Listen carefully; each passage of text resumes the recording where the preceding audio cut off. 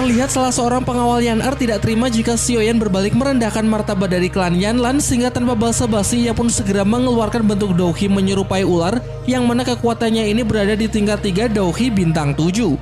Suasana pun kian memanas ketika Xiaozhen juga menunjukkan Douhi harimau miliknya untuk melawan. Sampai akhirnya Yan-Er pun menyerah dengan permintaan dia sebelumnya. Akan tetapi untuk memberikan jalan keluar dari perseteruan tersebut, Yan-Er menantang Xiaoyan untuk berduel 1 lawan 1 dengannya pada 3 tahun mendatang yang dihitung mulai hari ini. Dengan kesepakatan apabila Xiaoyan menang dalam pertarungan itu, maka Yan-Er akan menuruti semua keinginan Xiaoyan. Namun jika Yan-Er yang justru memenangkan pertarungan tersebut, maka Xiaoyan harus menerima bahwa ialah yang terlebih dahulu memutuskan hubungan, bukan Xiaoyan melainkan Yan-Er dari klan Yanlan. Xiaoyan pun menyepakatinya walaupun ia merasa tidak begitu yakin jika hanya dalam waktu 3 tahun ia harus bertarung melawan Yan-Er. Ditambah lagi pada ujian hari ini terlihat kalau Douhi-nya turun ke tingkat 3. Sudah jelas kalau secara teori ia tidak sebanding dengan kekuatan Yan-Er dari klan Yanlan yang memang terkenal paling kuat di benua Douhi. Namun dengan mencoba mengabaikan level perbandingan tingkat Douhi-nya, dengan penuh percaya diri Xiaoyan tetap menerima tawaran terakhir dari Yan-Er dan optimis bahwa ia pasti akan mengalahkan Yan-Er dalam pertarungan tersebut.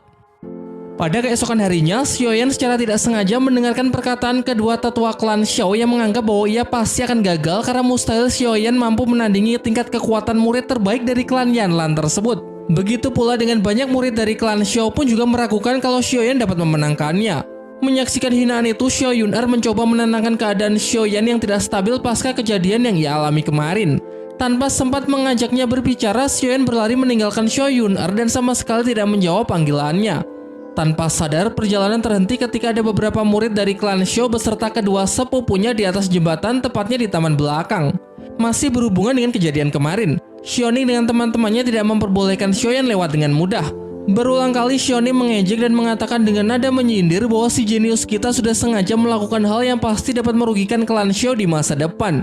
Xiaoyan terlihat tidak memperdulikannya, namun Xiaoning terus-menerus memancing kemarahan Xiaoyan dengan mengungkit penawaran 3 buah kolektor pilhi yang ditawarkan kepada dirinya sebelumnya, namun dengan sombong dia malah menolaknya. Tidak berhenti sampai di situ, Xiaoning lanjut membicarakan tentang resiko Xiaoyan yang telah berani menyinggung klan Yanlan yang dapat secara langsung berdampak kepada klan Xiao sendiri dalam banyak sektor. Namun tanpa menanggapi semua perkataan dari Xiaoning, Xiaoyan balik menyindir dengan mengatakan bahwa Xiaoning dari tadi mendesak dirinya karena memang ada maksud tersembunyi ingin mendapatkan hadiah berupa kolektor pilhi milik klan Yanlan saja. Merasa dirinya yang balik dihina, Xiaoning pun sontak menantang Xiaoyan bertarung untuk mengadu kekuatan Douhi-nya.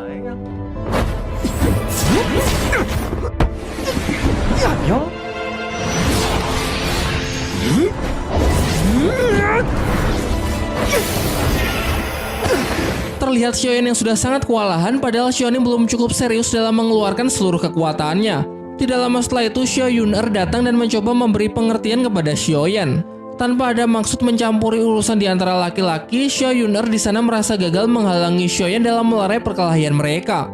Xiaoyan pun terbawa suasana sehingga berniat untuk mengeluarkan kekuatan api oren miliknya. Terlebih lagi ketika ia mendengar ocehan Xiaoning yang mengatakan bahwa Xiaoyan hanya memiliki perlindungan secara pribadi dari ketua klan Xiao saja. Adiknya yang saat itu tepat di depannya pun juga disinggung. Dan itulah yang membuat Xiaoyan tidak dapat menahan emosinya lagi. Xiaoning pun segera merilis kekuatan api biru miliknya untuk melawan serangan dari Xiaoyan.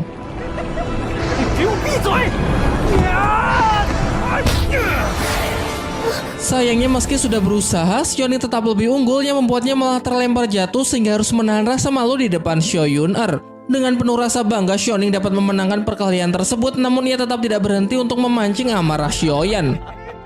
Karena sudah kelewatan, Xiao Yun-Er pun mengingatkan ia agar segera menghentikan pertarungan tersebut. Ketika melihat tatapan amarah dari Xiao Yun-Er, Xiaoning pun terlihat ketakutan sehingga memilih untuk menghentikan perkelahian tersebut. Karena apabila pertarungan tersebut tetap berlanjut, maka dapat dipastikan Xiaoning akan kalah, mengingat pada ujian terakhir saja Xiao Yun-Er mendapatkan peringkat pertama.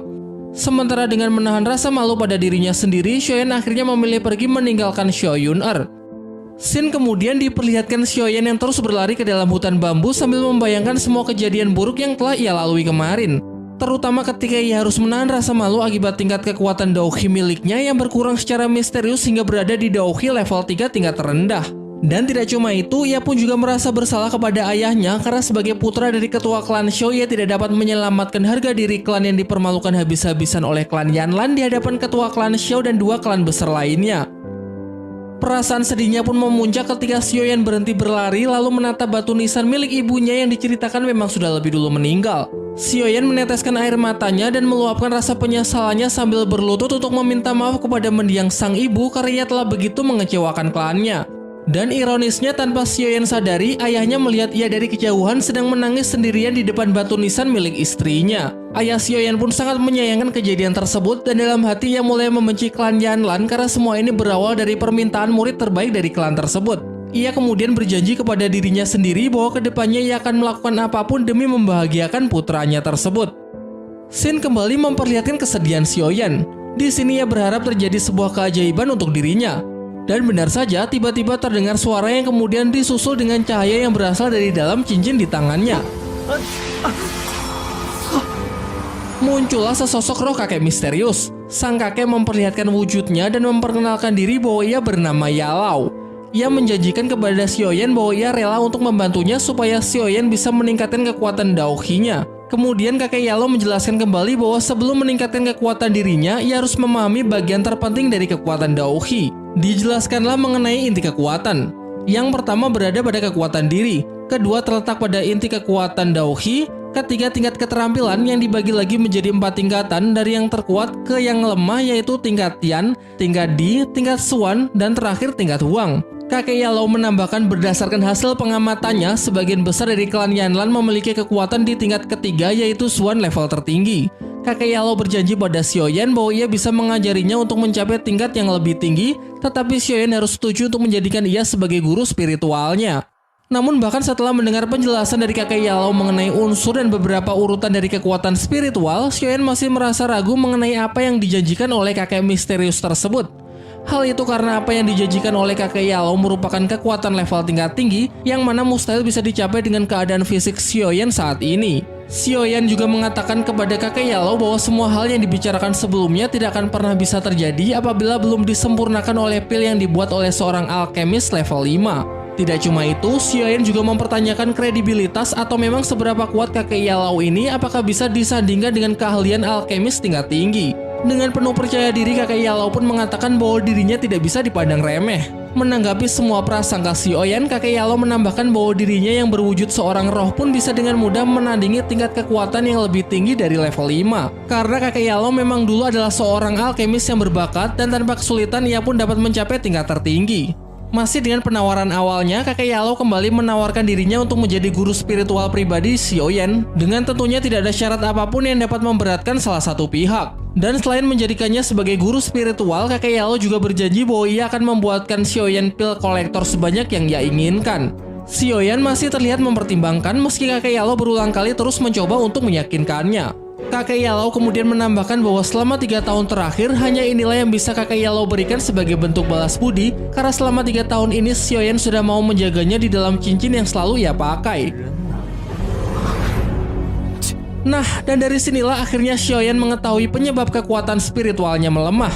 Ternyata selama 3 tahun itulah wujud roh kakek Yalau terus menyerap Daohi miliknya hingga tersisa di level 3 tingkat terendah saja.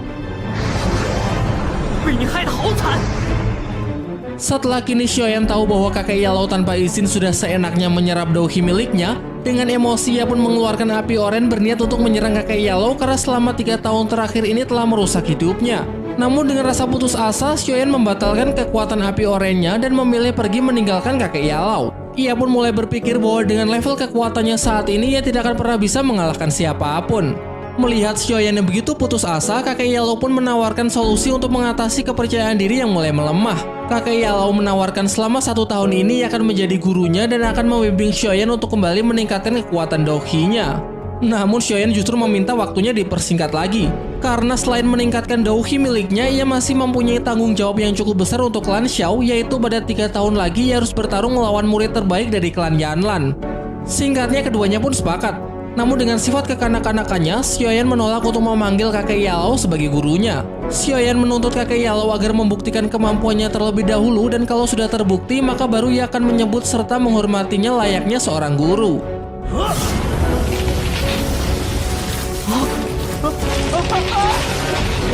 Mendengar respon yang kurang ajar dari Xiaoyan, akhirnya kakek Yalau balik mengerjainya dengan mengurungnya di dalam dedaunan bambu yang ia buat.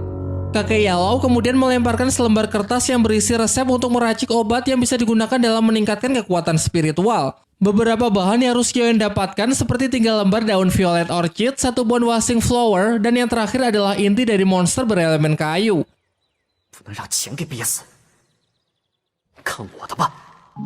Xin kemudian beralih memperlihatkan di mana terlihat Ji Libi dari klan Jili bersama putranya yang bernama Ji Liao sedang mengutuk Xiaoyan. Belum dijelaskan secara lengkap mengapa ia begitu kesal. Akan tetapi raut wajahnya tiba-tiba berubah menjadi senang saat putranya tersebut membisikkan sesuatu. Belum diketahui pasti mengenai hal apa yang dibisikkan, namun kemungkinan besar adalah rencana yang bisa menjatuhkan Xiaoyan beserta klannya. Selang beberapa waktu setelah Xiaoyan pergi, Xiao Yunar juga mendatangi makam ibunya. Tidak lama di situ Xiao Yunar kemudian berlari menghampiri Xiaoyan karena ia merasakan aura dari kekuatannya. Setelah menemukan keberadaan dari Xiaoyan yang sedang melakukan kultivasi, ia langsung menyapa dan menanyakan keadaan hati Xiaoyan. Melihat Xiaoyan yang sebelumnya menyendiri, Xiao Yunar merasa khawatir apabila ia sama sekali tidak bisa menghiburnya.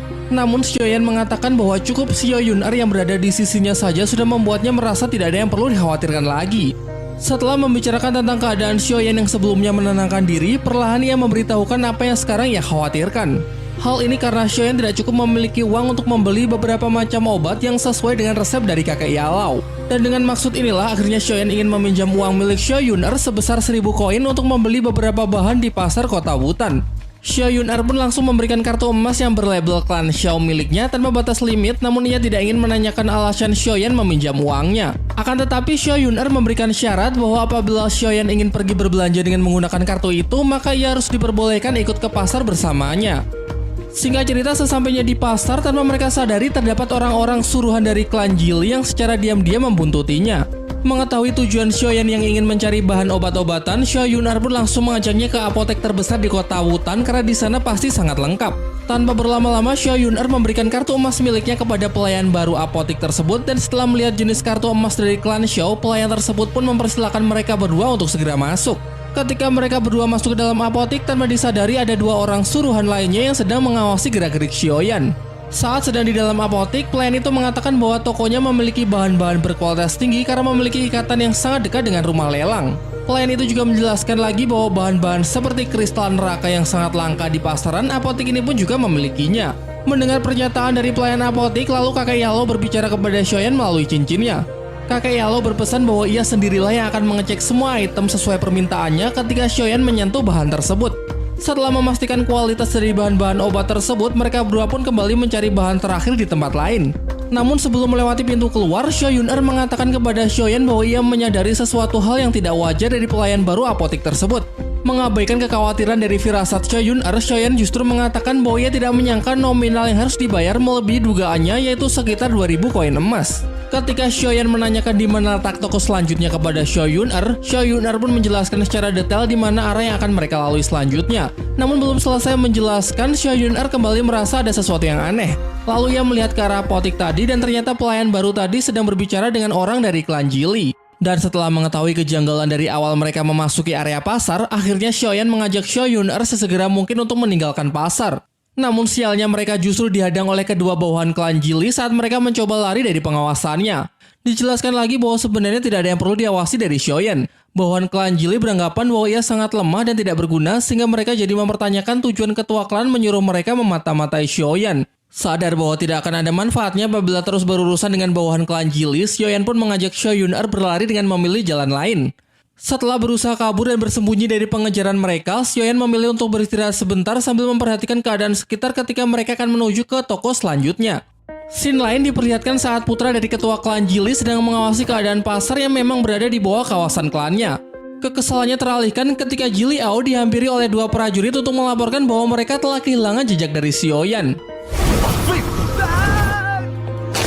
Kemudian prajurit yang berada di dekatnya juga memberi laporan dari hasil pengamatannya mengenai Xiaoyan yang telah membeli beberapa obat di apotek pusat sekitar 2000 koin emas. Ji Liao kemudian menanyakan tujuan membeli obat itu apakah ada hubungannya dengan beberapa alkemis yang sedang diundang oleh klan Xiao. Belum jelas apa tujuannya, sehingga untuk memastikannya, Ji Liao segera memerintahkan mereka untuk kembali mencari jejak dari Xiaoyan. Di sisi lain, Xiaoyan dan Xiao Yun'er sedang diperlihatkan benda dalam Magito, sebuah kotak khusus tempat penyimpanan obat yang mana di dalamnya terdapat inti dari monster yang berguna untuk proses pemurnian. Si nenek pemilik toko itu kemudian mengatakan bahwa salah satu bahan yang berada di tokonya tersebut dapat dipastikan sangat berkualitas, walaupun benda itu berada di tingkat rendah, namun energinya dapat dirasakan dengan jelas. Akan tetapi percakapan mereka terhenti ketika Xiaoyan mendengar ada suara ledakan di luar toko, sehingga dengan segera ia berlari keluar untuk mengecek penyebabnya.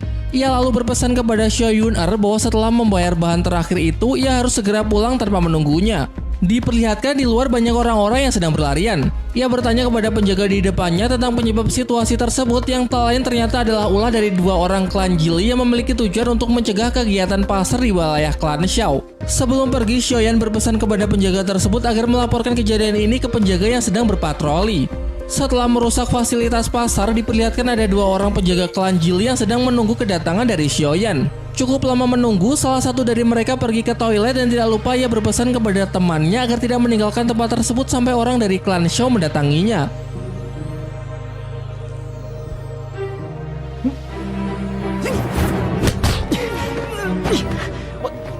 Namun sebelum membereskan penjaga lain yang berada di toilet, Xiaoyan dikejutkan dengan kedatangannya. Keadaan berbalik memojokkan Xiaoyan ketika penjaga satunya telah kembali dari toilet.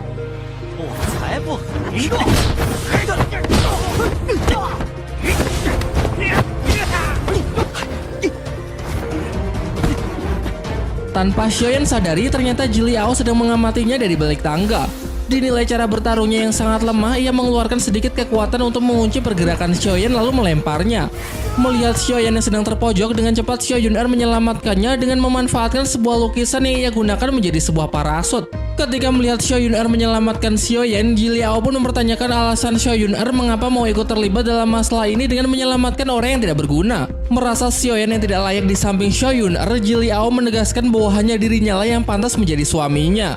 Hal ini karena dari segi kekuatan, hanya putra dari ketua klan Jili lah yang pantas mendapatkan Xiao Yun'er.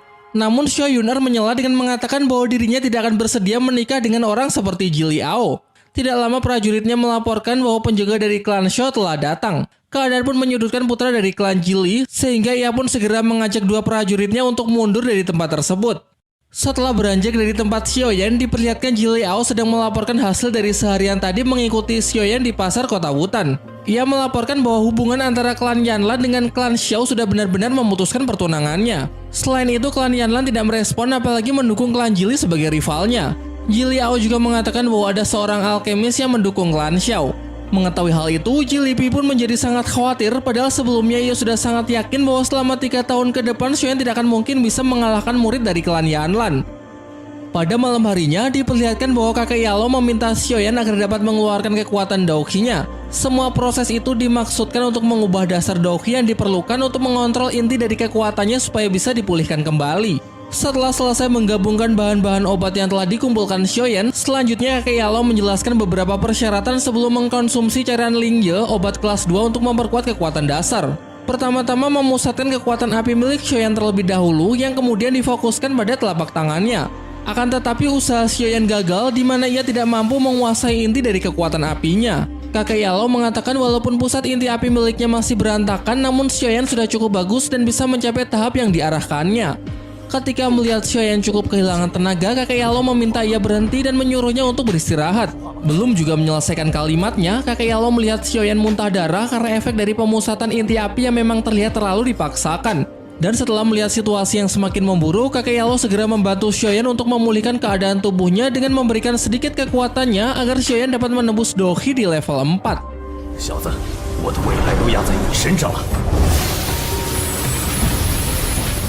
Pada keesokan harinya, diperlihatkan ketua klan Xiao beserta beberapa anggota sedang menuju aula rumah pelelangan.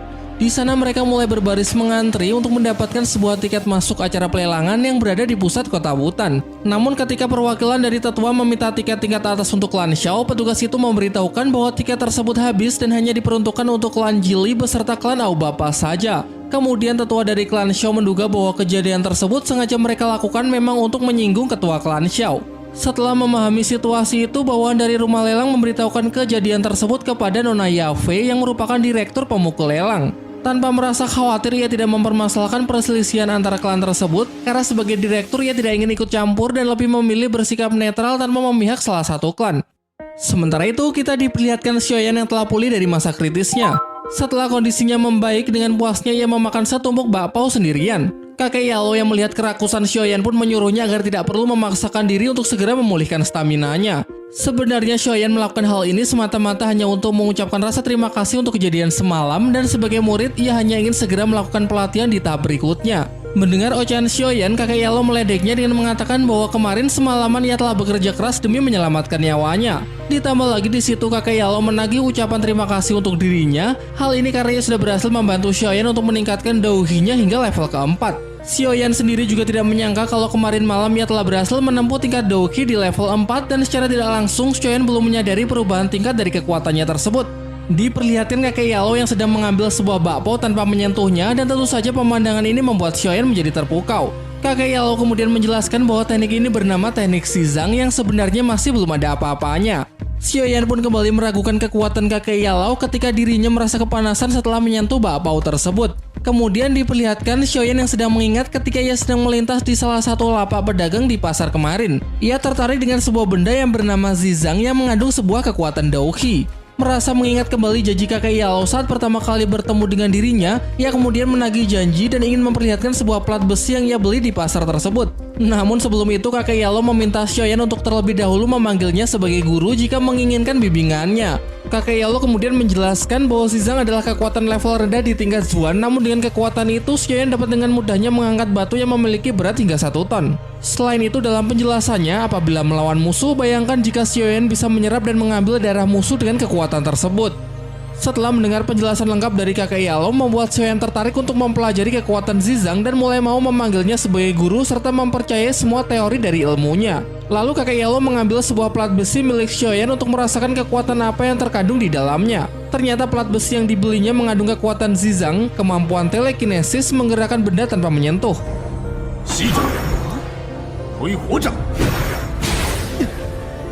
Dan ada skill lain yaitu Cui Hao Zhang, kemampuan menghancurkan benda tanpa menyentuh. Ia berpesan kepada Xiaoyan yang sedang terlihat begitu bersemangat agar tidak tergesa-gesa untuk mempelajari semua kekuatan tersebut. Dan setelah Xiaoyan dapat menguasai kedua kekuatan itu, kakek Yalo berjanji bahwa ia akan mengajarkan kekuatan yang jauh lebih hebat. Selang beberapa waktu, Xiaoyan merasa keadaannya sudah membaik. Ia masih mengingat tentang kedua kekuatan yang diperlihatkan oleh kakek Yalo, lalu ia mencoba untuk mengeluarkan kekuatan Zizang meski ia masih gagal. Namun tiba-tiba fokusnya teralihkan ketika ia melihat keadaan bagian luar area balai pertandingan dalam keadaan yang sangat sepi. Setelah Xiaoyan memasuki area latihan, ia melihat Xiaoning dengan Xiao Yunar sedang melakukan sparring, dan hasil dari pertarungan itu terlihat jelas bahwa Xiao Yunar masih jauh lebih unggul.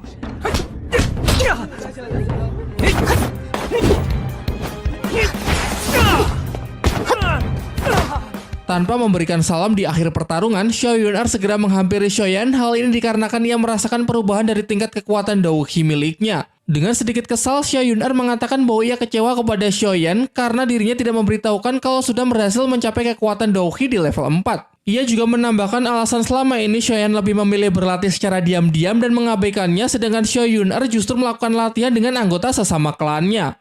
Belum selesai berbicara dengan Xiao Yunar, tiba-tiba Xiaoning menyela mereka dan mengatakan dengan tujuan apa Xiaoyan datang hingga masuk di area latihan milik klan Xiao. Namun Xiao Yunar lah yang menjawabnya. Tidak perlu dipertanyakan alasan Xiaoyan berada di sini karena tempat latihan ini juga merupakan bagian dari fasilitas umum yang bisa digunakan oleh sesama anggota klan Xiao.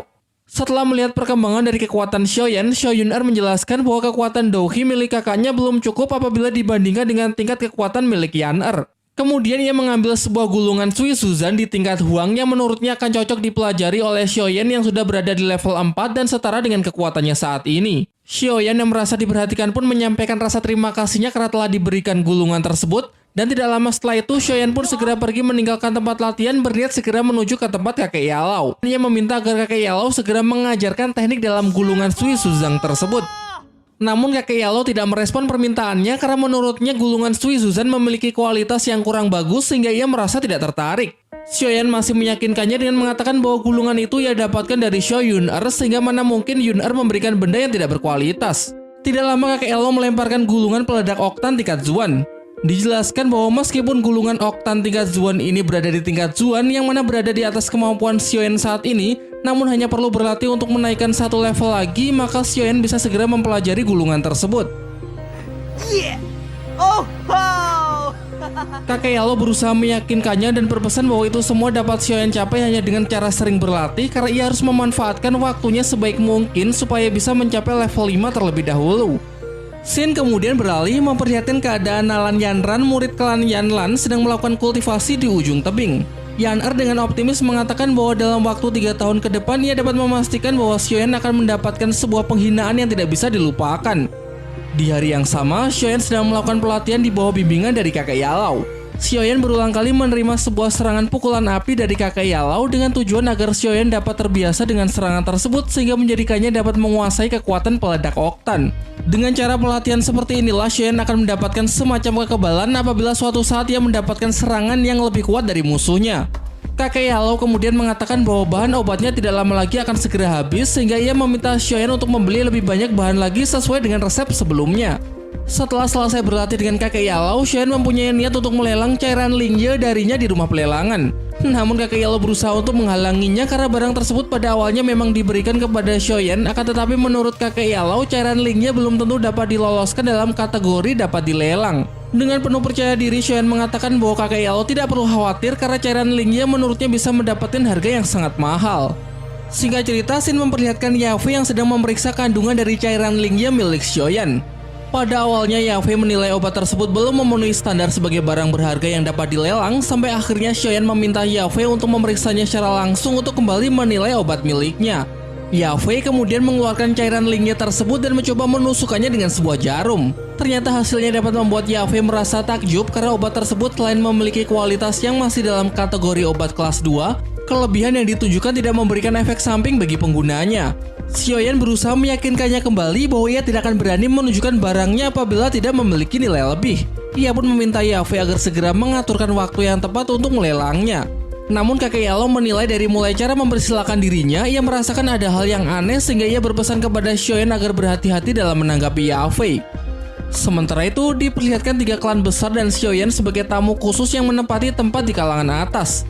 Tanpa menunggu lama, Yafei mulai membuka acara tersebut dengan memperkenalkan barang pertama, yaitu cairan Lingye, sebuah obat legendaris. Yafei menjelaskan bahwa selain memiliki fungsi untuk memperkuat kekuatan dasar, sebagai kategori obat kelas 2 juga dapat digunakan untuk mempercepat latihan serta membantu meningkatkan kekuatan Daohi dasar penggunanya. Ia menambahkan bahwa jangan sampai melewatkan kesempatan ini apabila tertarik dengan keunggulan dari obat tersebut, karena dipastikan juga dapat membuat penggunanya menjadi keturunan yang jenius. Setelah mendengar semua penjelasan itu, ketua klan Jili menyindir ketua klan Shou agar segera mengambil obat tersebut untuk Xiaoyan. Ketua klan Aobapa kemudian menanyakan kepada Yafei bahwa selain memiliki efek yang hebat, namun tidak mungkin apabila tidak memiliki sebuah efek samping bagi penggunanya. Yafei pun kemudian menjawabnya dengan menjelaskan kepada semua orang dalam ruangan tersebut bahwa obat pertama dalam pelelangan ini sudah dipastikan tidak memiliki efek samping yang dapat merugikan si pengguna, dan reputasi dari klan miterlah yang menjadi jaminannya. Yafei mulai membukanya dengan harga 8.000 koin emas. Terlihat perwakilan dari berbagai klan yang tertarik mulai menawarnya dengan harga tinggi. Ketika melihat raut muka kesal dari Xiaozan, Jilibi memancingnya lagi dan menaikkan harga tawarannya menjadi 30.000 koin emas. Ketika Yafei merasa tidak ada yang ingin menaikkan tawarannya lagi, ia pun mulai menghitung mundur. Namun di hitungan ketiga, orang-orang dikejutkan oleh ketua klan Shou yang dengan berani menawarnya dengan harga yang sangat tinggi, yaitu 40.000 koin emas. Sontak kedua tetua klan Shou yang berada di sampingnya pun serasa tidak percaya dengan apa yang mereka dengar. Mereka memperingatkan Xiaozan agar memikirkannya kembali karena besarnya nominal dinilai hanya akan menghambur-hamburkan uang, terlebih lagi setelah ini masih ada barang utama. Namun tanpa mempermasalahkan nominalnya, Xiaozan mempertegas perkataannya kembali bahwa ia menawar cairan Lingye dengan harga 40.000 koin emas. Hal ini membuat Xiaoyan merasa terkejut mengetahui harga yang ditawarkan oleh ayahnya begitu besar. Jelas ini menunjukkan betapa pedulinya Xiaozan dengan putranya tersebut hingga membuatnya berbuat nekat. Di malam harinya kita diperlihatkan Xiaozan yang sedang dimarahi oleh kedua tetua klan Shou akibat terlalu gegabah dalam mengambil keputusan untuk memilih barang lelang pertama berupa cairan Lingye. Mereka menjelaskan bahwa ketua klan Shou telah gegabah dalam mengambil keputusan secara sepihak dan mengeluarkan banyak uang klan untuk membeli bahan tersebut. Hal ini membuat mereka menjadi sangat geram ketika barang utama berupa teknik angin dalam pelelangan tersebut didapatkan oleh klan Jili. Ketika Xiaoyan berniat menemui ayahnya, secara tidak sengaja ia mendengarkan Xiaozan yang mengatakan kepada para tetua bahwa tidak perlu mencemaskan keuangan klan karena ayahnya tersebut memang sudah bertekad untuk membeli cairan Lingye dengan uang pribadinya. Bahkan ia menambahkan apabila semua itu tidak cukup, Xiaozan juga akan menjual beberapa barang pribadinya. Jelas setelah mendengar perkataan dari ayahnya tersebut, Xiaozan merasa bersalah karena telah merepotkannya. Permasalahannya tidak berhenti sampai di situ. Tetua kedua mempertanyakan lagi bagaimana cara klan Xiao melawan klan Jili apabila klan Jili telah berhasil mendapatkan teknik tingkat tinggi tersebut. Namun Xiaozan dengan mempertaruhkan eksistensi klannya lebih memilih obat langka berupa cairan Lingye yang akan ia berikan kepada anaknya yaitu Xiaoyan. Selang beberapa waktu, Xiaozan pergi meninggalkan para tetua klan Xiao. Ketika melihat ayahnya keluar dari ruangan, Xiaoyan mencoba berpaling dan menyembunyikan uang hasil kesepakatan dari rumah lelang di dalam cincinnya. Tanpa menaruh rasa curiga, Xiaozan menanyakan alasan Xiaoyan berada di luar dan belum kunjung tidur. Xiaoyan pun menjawab bahwa ia belum mengantuk dan masih ingin melakukan latihan meski sudah larut malam. Dan itulah yang membuat Xiaozan terharu sehingga memberikan sebuah obat cairan Lingye kepada Xiaoyan demi untuk mendukung latihannya. Xiaozan mengatakan bahwa hanya obat tersebutlah yang ia dapatkan hari ini untuk bisa membantu Xiaoyan. Ia pun kembali mengungkapkan penyesalannya karena sebagai seorang ayah ia tidak bisa banyak membantu. Xiaoyan tidak menduga kalau ayahnya akan berbuat seperti itu. Tanpa berniat untuk menolak pemberian ayahnya, ia segera memeluknya lalu mengucapkan terima kasih dan ia berjanji untuk terus berusaha agar bisa menjadi anak yang membanggakan. Setelah menemui ayahnya, Xiaoyan pun mempunyai tekad kuat ingin mencapai level 6 hanya dalam kurun waktu 1 malam. Hal ini karena Xiaoyan mulai terbawa suasana dan perasaannya yang tidak ingin mengecewakan ayahnya lagi. Namun kakek Yalo memperingatkan Xiaoyan agar tidak perlu terburu-buru untuk meningkatkan levelnya karena kakek Yalo yakin pada muridnya tersebut bahwa dalam waktu dekat Xiaoyan pasti akan menjadi kuat sebab firasatnya tidak akan pernah salah. Pada keesokan harinya, Xiaoyan terlihat sedang melatih kekuatan fisiknya dengan cara menerima semua pukulan dari kakek Yalo. Setelah berupaya keras dalam latihannya serta tanpa melakukan istirahat, Xiaoyan mengeluhkan keadaan lengannya yang mulai terasa kaku. Kakek Yalo kemudian menjelaskan bahwa dalam latihan kali ini teknik peledak oktan dinilai sangat berguna, namun setelah menggunakan teknik tersebut dalam latihan, semua kekuatan Xiaoyan akan menghilang. Ia kembali menjelaskan bahwa secara umum teknik tersebut memang ditujukan untuk menguasai skill Zizang dan Cui Haozang. Hal itulah yang menyebabkan tangan Xiaoyan terasa sakit akibat menerima teknik peledak oktan miliknya. Tanpa berlama-lama, Xiaoyan mulai kembali bangun lalu memusatkan kekuatan api oren miliknya dan ia mencoba mengaktifkan kedua skill secara bersamaan. Berkat penjelasan dari kakek Yalo, Xiaoyan pun dengan sekali coba berhasil menguasai dasar dari kedua skill tersebut. Kakek Yalo pun menilai bahwa percobaan pertama dari Xiaoyan memang sudah cukup meningkat dari latihan sebelumnya. Namun dengan nada pesimis, Xiaoyan mempertanyakan berapa lama lagi waktu yang harus ia tempuh agar bisa mencapai level 7 dengan kekuatannya yang sekarang. Kakek Yalo menjelaskan bahwa untuk bisa mencapai level 7, syarat pertama adalah Douhi harus bisa mencapai tingkat atas dan selain itu tidak akan mudah untuk mencapainya karena Xiaoyan harus menggunakan banyak energi serta mengkondisikan pikirannya setenang mungkin. Xiaoyan kemudian menginfokan bahwa dalam kurun waktu 2 bulan lagi, klan Xiao akan melakukan upacara kedewasaan yang berarti ada sebuah ujian untuk perkembangan tingkat kekuatan dari tiap-tiap anggota klannya. Di sini Xiaoyan tidak ingin mengecewakan ayahnya yang telah